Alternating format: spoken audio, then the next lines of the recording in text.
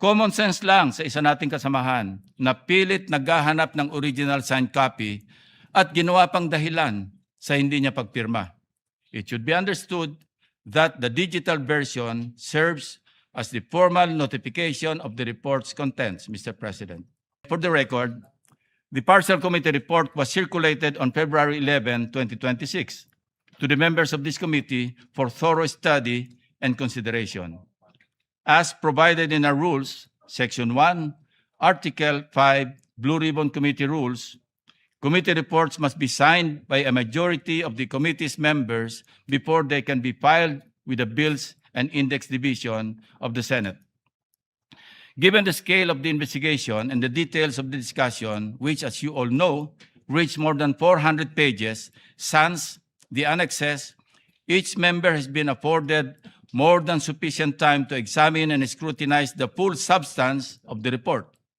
Everyone is given a full opportunity to review and propose revisions, modifications, deletions, and corrections.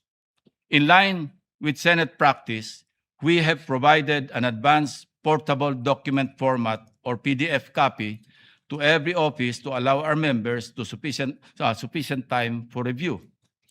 Common sense lang sa isa nating kasamahan na pilit naghahanap ng original signed copy at ginawa pang dahilan sa hindi niya pagpirma. It should be understood that the digital version serves as the formal notification of the report's contents, Mr. President. To date, almost 3 months have passed. Only 7, including the President, Chairperson, and the Senate President, have affixed our signatures to this draft. I therefore thank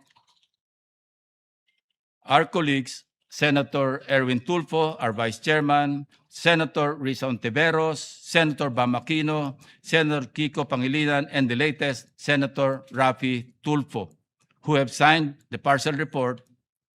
And while I disagree with those who have not, let me state for the record, Mr. President, that I respect their decision, even as I understand whatever reasons they have for not signing.